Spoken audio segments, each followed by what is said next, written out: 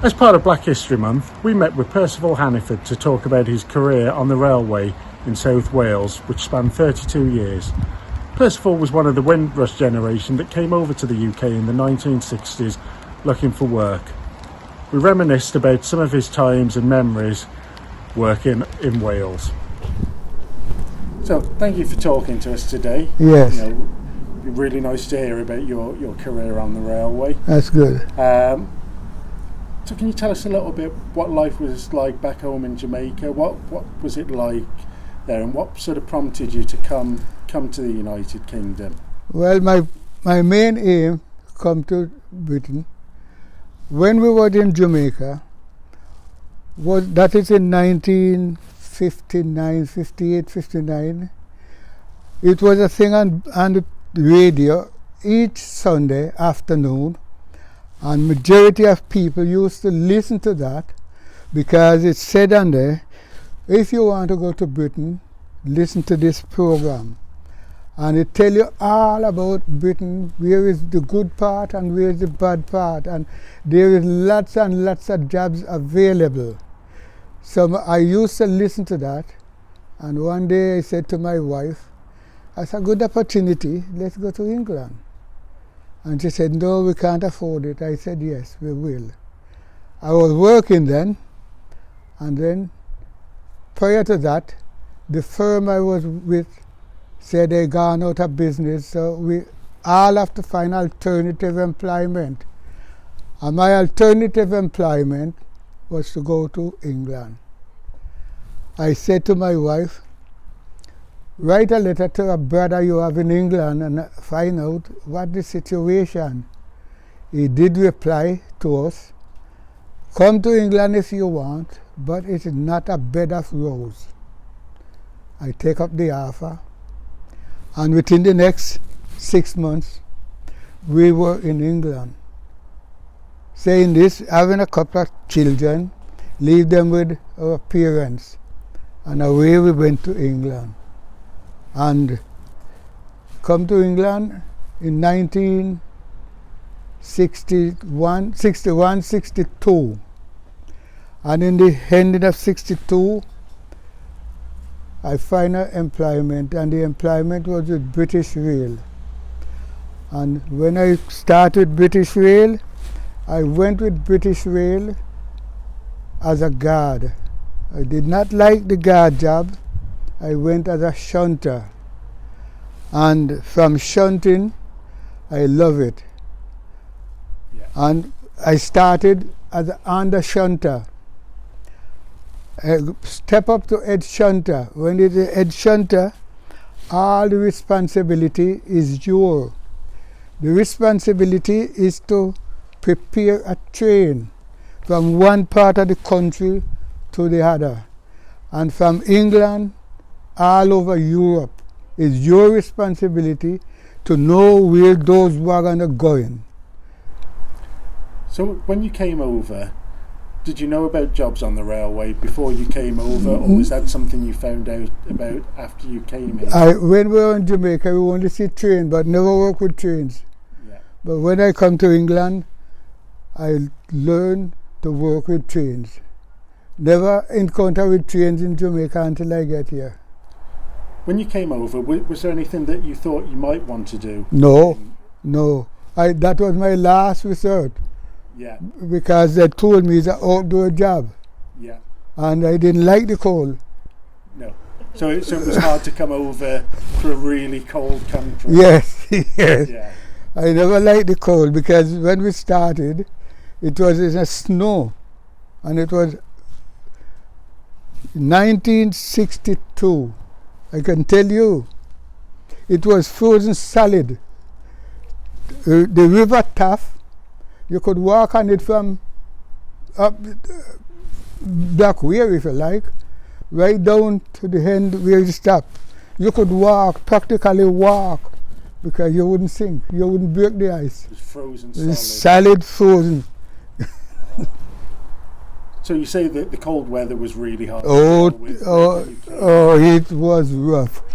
Was there anything that you really liked about living in Britain? Like, was there anything different back home that you Yes. not seen before that Yes. you thought was great? Yes, it's nice to me because when we get here, when I was here, I have practically more opportunity. By working with British Rail, they quote to me, opportunity is with British Rail for you. All you must try not to do, not to thief, not to fight, and keep your head sound.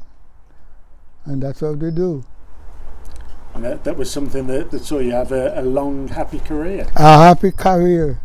It was very nice. So you say when you moved over, your children stayed back home in Jamaica. My children was in Jamaica. How long did they stay at home for? We get them over by stages. Yeah. The first time we build up ourselves, we take one. We build up again, and we take another one. And that was how life goes. Then we save up again, and then we send for the other two, and we make that was 4 of us then. Yeah. 4 children, and 2 of us. That's 6, and we make a family of ourselves. So when you first moved over, was London you moved to first? Cardiff. Straight to Cardiff. Cardiff, my home, and will ever be. And was there any reason you sort of wanted to go to Cardiff in particular? Or? My wife, brother, were living in Cardiff, and he said to us, "Come to Cardiff. Wherever you are, come to Cardiff." When you came over, was it straightforward to get a job and to find a No, home, or was it no. really difficult? No, it was difficult, very difficult, as a black person. Did you find that? But when I advertising was a paper used to sell in Cardiff. They call it Echo. It's used to buy for 3 penny. Yeah. Three halfpenny. The one we call 1 pence now. Yeah. And that was used to carry all jobs. Any kind of jobs, it always, that's a paper for jobs. And my brother-in-law said to me, get one of those papers and look in it. You will find plenty of jobs, which I did. See this advertising at British Rail? You need, it's vacancy for guard. I wonder what is guard. I couldn't figure it out whether it's soldier guard, because that's the first thing come to mind. See, like a soldier. Yeah. But my sister-in-law then, my wife, brother, wife, said to me, no, it's on the railway. He said, you got to apply for that job, which I did. And was a gentleman, I can't remember his name. And he interviewed me, and he said, you're quite intelligent, you can read, you can write, everything about you is what we're looking for. Now, I pass you, and I'm going to send you to the depot, which the depot is in Newtown. We went to the Newtown, the cabin, and we stopped in that cabin for approximately 2 weeks learning rules. And then we pass the rule and we go back to the depot for proper learning. So when we learned, they pass it out as guard. You say there were several of you sort of learning to be guards at the same time. Yes. Were you the only person from Jamaica that was No. Yes. guard? Yes. One bloke was 2 Jamaican. Yeah. And that keep us together. You know. So there was, I think, about 2 Pakistan. I think 2 Pakistan. Some other West Indian fella, but we were 2 Jamaican. Yeah. And you know, up to today, we still be together. Yeah. All these years. But all these years we on the railway, he leave the railway, of course, but we still correspond together every day to day. So a friend for life. A friend for life. Even up to last Monday, we were together talking. Up to last Monday. Which is lovely to have that support. Yes. How did you find like the reaction was to you coming over to here and sort of fitting in and sort of working in the area? Was there any resistance, or did let me go back to any you. hostility? No, let me go back to you on the railway. Yeah. Take you back to where we want to be. When we started, we go in front, but we're coming back. Yeah. Because it's a line always bring you back. Yeah. Never forget that line. That turn around and you come back. Yeah. You will come back. Now when I started on the railway, started off, I told you, we in the cabin and we learn the rules. That was fine. And I get back in shunting. It was very nice. Learn shunting, senior, under shunter to senior shunter, taking over, prepare the train, do everything like that.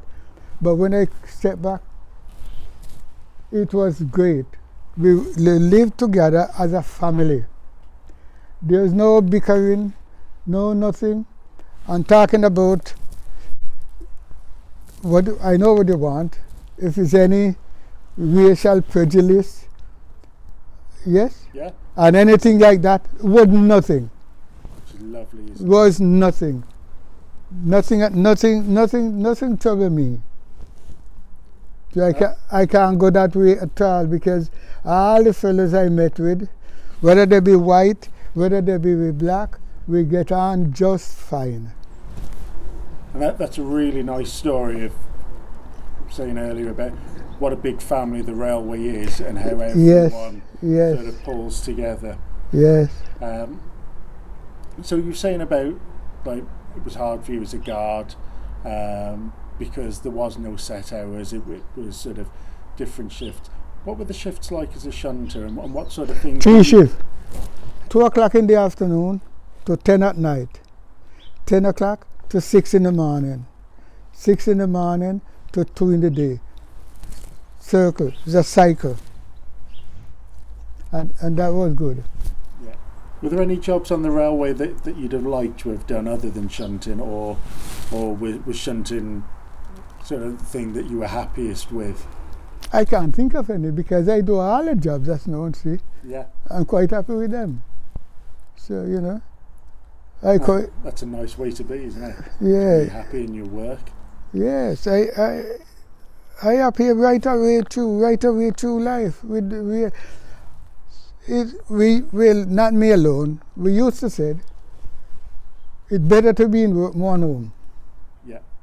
We used to use that word, see, because we used to get to work, and we used to get there even before the shift started.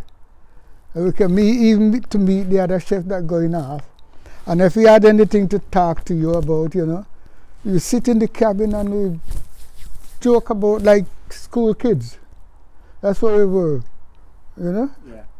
And he's gone home and we gone to work. We get in the cabin and you get your orders and you know what you got to do. The inspector will call you and say, look, Percy Hanniford, come in here now, it's time you come on in. You get in and you run in and say, what's going on? And you get big sheet of paper like that, see? A big sheet of, he said, oh, this is what I want you to do. I want you to do this. This is this and that you gotta do. This train is going tonight. This one is going tomorrow. This one is going. You have all that set out in front of you. What you gotta do? See? When you call your mate is to you to an engine. It's a diesel engine. The diesel is a diesel engine. I would be in charge of that engine, and the driver. It's my responsibility to take him out of danger and to see till the shift is over. Yeah. Yeah, so there was a lot of responsibility on you. It's a responsibility. Yeah. So you worked a lot with freight, and obviously this is a very industrial sort of part of the world. Did you see a lot of change as well then with like closures of the coal mines and did Yes. you see work sort of changed then as those lines started to close down? Yes, you see a lot of it because we used to work, as I mentioned to you, in Newtown. Yeah. And then when the changes come about, all the mine from up the valleys, there's a couple of them, I can't remember the name of them now, there's a couple of collieries that used to send all the coal into Newtown. And when those mines are closed, then those trains stop run. And then we, British Rail, close Newtown and go to a place not too far and called tidal siding that is in Trimarfa. So when those sidings close, we all move over to Trimarfa, which is less than. Yeah. The smaller sidings. Smaller sidings. And less work. And less work. So what sort of work used to come through tidal sidings? Was it just coal or was there Coal. lots No, steel. Steel and coal. Yeah. Because that steel now is the steel works. Yeah. So it's right there. So everything manufactured there. And then we had to do the same thing, build up train from there to send further afield, all over the country, just the same, like we used to do the goods. So as a head shunter, so what sort of different things did you do as a head shunter from a normal shunter? You're responsible. Nothing to it. You may have to know the same what you're doing, but you're responsible. You are in charge. Anything happen, it was down to you. You're responsible to the driver, you're responsible to the engine, you're responsible to yourself, and you're responsible to your mate. So thinking again about changes, did you ever work with steam engines, or was it always just... I work with steam engine, yes, what the steam days. And what was it like changing as a steam engine? You couldn't get, you couldn't, it was a lot because with the steam, you love it. And in the winter, you could get up on the engine and you're warm. Yeah. See? The engine always warm and nice. And you see the driver, he always with his shovel. Yeah. Cold. Come up, boy, come on, boy, yo.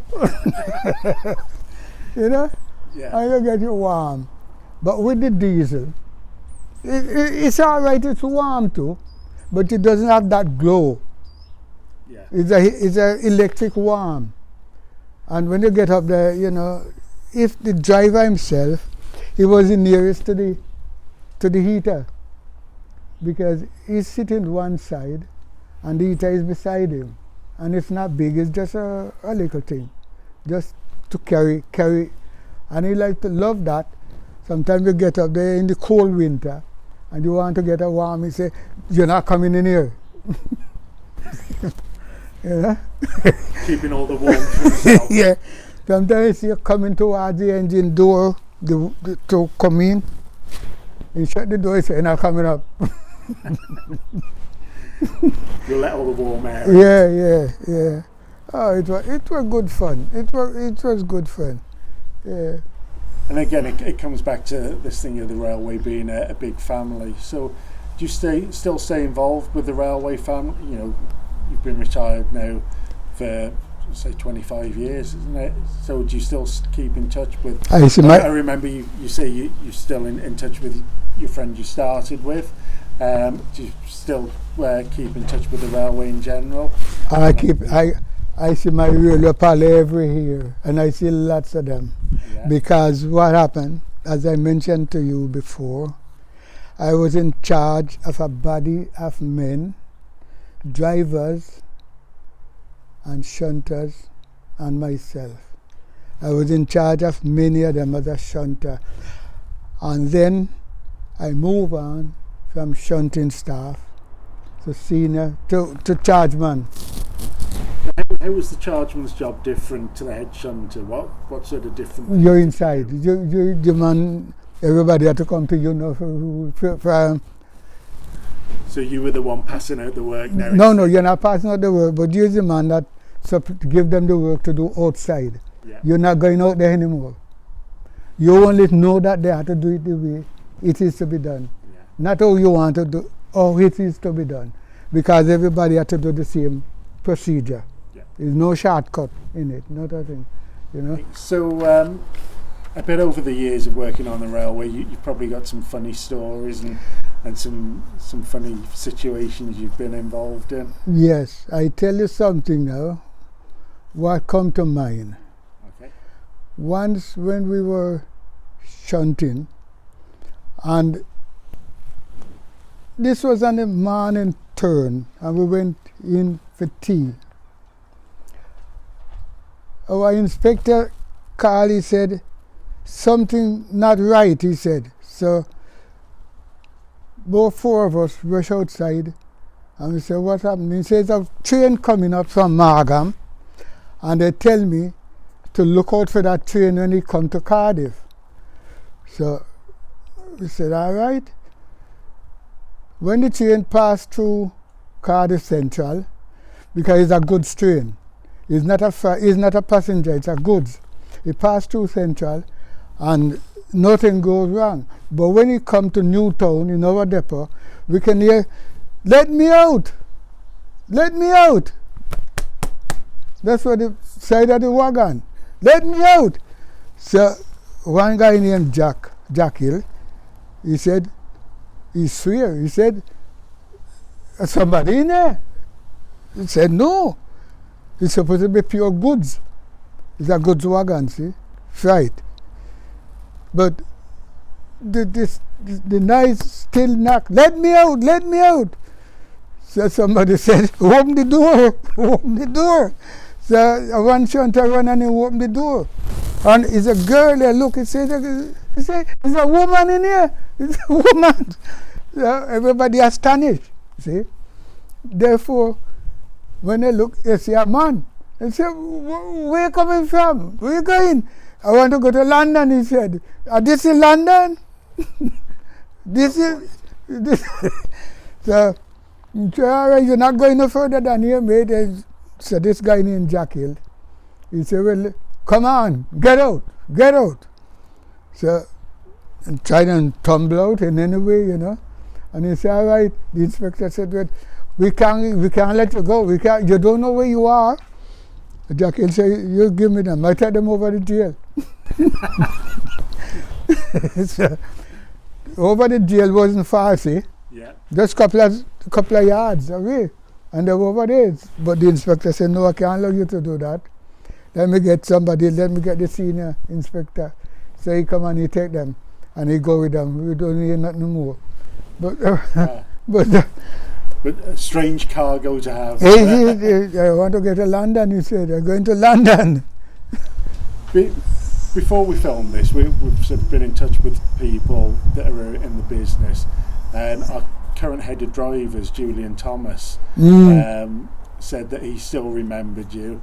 And he always remembered you as being, you know, really easy to get on with shunter, really fair. And he said, you know, at that time that wasn't always the case. He said, you know, some shunters were quite hard to deal with.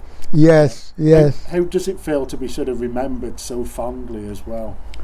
Yes, it rings a bell to me because on the railway, I think, personally speaking, everybody liked me. That's what everybody.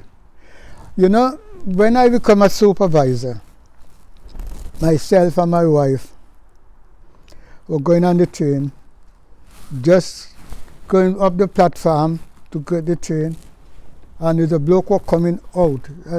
One of my old colleagues, guard, and he stopped and he said, Percy, where you going? I said, going to London. And he said to my wife, he said, you don't know, he's your husband, but you don't know him. Hadn't been for this man, I wouldn't be where I am. See? That must feel really nice to yes, have such yes, a big influence. Yes.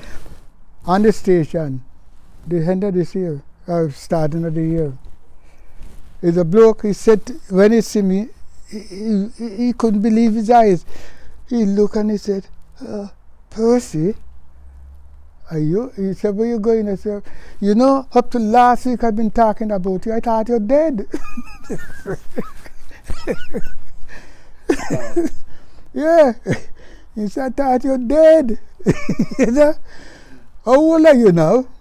I said, 91. He said, my God, I thought you're gone, man. But still here, still. I'm still here.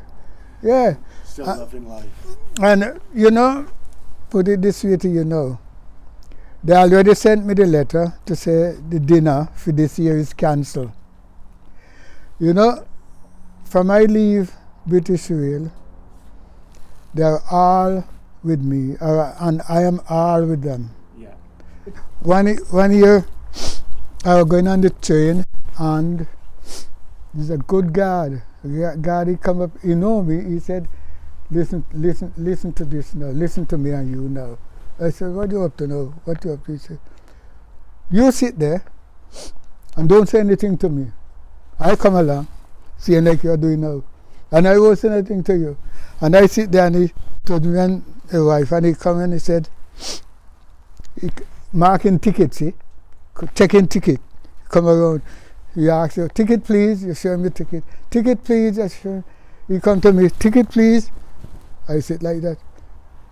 Ticket please. You know? And everybody look now, you know. Oh, he said, I said, I have got a ticket. He said, well, you're not riding on this train. You know? Kind of a fun. See, it's all those kind of, you know, have fun along the line. It's a good, fun career, isn't it? Yes. I suppose there's a lot of people just starting their railway careers now. There's a lot of new jobs coming up for people. What advice would you give to anyone that's starting a career? Well, like I do. Just carry on the job. Make sure they do the job correctly. Yeah. If they don't do the job correctly, you haven't got a job. Because railway is not a job for you to play about with. It's dangerous and it's life. Yeah. So every time you step there and you cross that threshold is life. Life involved. And not you alone. Yeah. Not you alone. You got to be very, very particular. You're responsible for you and for everyone else. Yeah, everyone. Yes, Yeah. You can't be two-way and too careless. I don't do this, I don't do that right. It got to be perfect. The main thing is being able to come home at the end of it. Yes. As I said, do your job. Yeah. And make sure you do it properly. And success will go along. And happiness. And happiness. Because I personally started down the bottom. And I go right, I managed to work my way up with good friends, advice and everything. And that set you in good stead for Yes. a long and happy career. And it gave me long life, happy. Yeah. That's what we're here for, because if I can liaise with you, what I do and how I do it is joy. Because I wouldn't say what I achieve in life is myself. My wife helped me to every stage of it. Yeah. Because I know when I'm out working sometime, I go from 6 in the morning and sometimes coming back 6 tomorrow morning. And she got to take charge. So without she, I couldn't. Without that support. I couldn't do nothing. Yeah. See? Couldn't do nothing. When we talk about the railway family, you know, it isn't just the people that are physically working on the railway. You know, your family becomes part of that railway family. Yeah, you do. And it extends out. That's right. Without that support there, the railway's a lifestyle, isn't it? It's not just a job. No, it's good fun. It's everything. Yeah. You know, some people will start and they don't like it and they're gone. Some may do a year, 2 years, some may 10 years. But I done 32 years. You know, and I try to work to the ability as I can. Yeah. Show every part, every interest in everything I do. That's the thing. If you're interested in what you do, then you enjoy it. Yeah, that's what carried me too. Yeah. That's what carried me too. So if you could do it all over again, you'd make the same choices. Same choice. Yeah, yeah, and come out triumphant. Yeah. And that's a good message Yes, for all of us. yes. Well, thank you very much for talking to us today. It's been really interesting to hear about your 32 years on the railway. All right. And some really lovely stories there and some really good messages. So thank you very much for telling us all about them.